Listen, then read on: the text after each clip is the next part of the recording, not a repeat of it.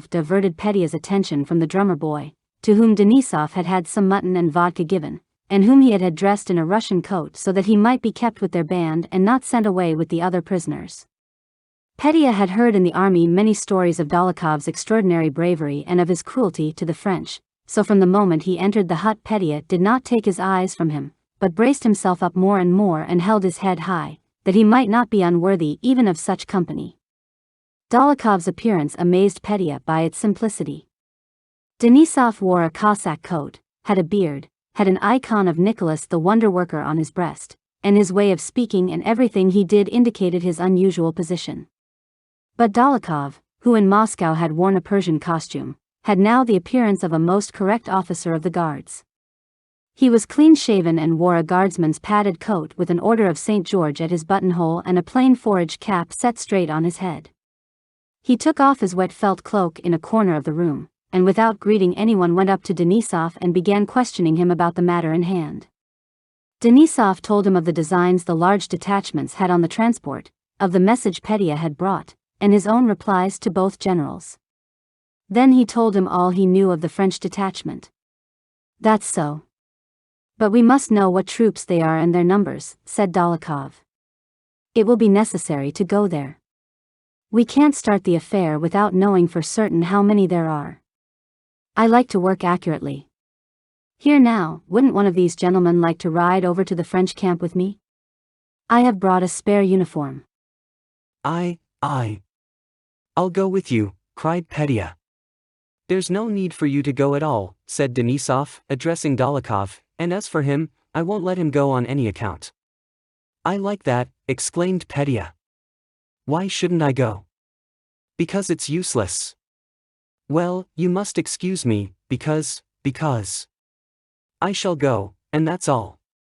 "You'll take me, won't you?" he said, turning to Dolokhov. "Why not?" Dolokhov answered absently, scrutinizing the face of the French drummer boy. "Have you had that youngster with you long?" he asked Denisov. "He was taken today but he knows nothing." "I'm keeping him with me." "Yes, and where do you put the others?" inquired Dolokhov. "Where? I send them away and take a wee sip for them," shouted Denisov, suddenly flushing. "And I say boldly that I have not a single man's life on my conscience. Would it be difficult for you to send 30 or 300 men to town under escort, instead of staining, I speak bluntly, staining the honor of a soldier? That kind of amiable talk would be suitable from this young Count of 16, said Dolokhov with cold irony, but it's time for you to drop it. Why, I've not said anything. I only say that I'll certainly go with you, said Petya shyly. But for you and me, old fellow, it's time to drop these amenities, continued Dolokhov, as if he found particular pleasure in speaking of this subject which irritated Denisov. Now, why have you kept this lad? He went on, swaying his head. Because you are sorry for him. Don't we know those receipts of yours? You send 100 men away, and 30 get there. The rest either starve or get killed. So isn't it all the same not to send them? The Saul, screwing up his light-colored eyes, nodded approvingly. That's not the point. I'm not going to discuss the matter. I do not wish to take it on my conscience. You say they'll die. All right. Only not by my fault.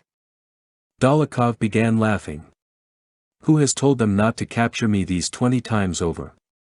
But if they did catch me, they'd string me up to an aspen tree, and with all your chivalry just the same. He paused. However, we must get to work. Tell the Cossack to fetch my kit. I have 2 French uniforms in it. Well, are you coming with me? He asked Petya. Yes, certainly, cried Petya, blushing almost to tears and glancing at Denisov.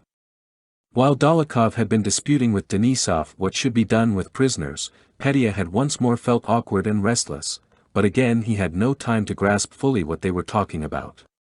If grown-up, distinguished men think so, it must be necessary and right, thought he. But above all, Denisov must not dare to imagine that I'll obey him and that he can order me about. I will certainly go to the French camp with Dolokhov. If he can, so can I. And to all Denisov's persuasions, Petya replied that he too was accustomed to do everything accurately and not just anyhow, and that he never considered personal danger. For you'll admit that if we don't know for sure how many of them there are, hundreds of lives may depend on it, while there are only 2 of us. Besides, I want to go very much and certainly will go, so don't hinder me, said he. It will only make things worse.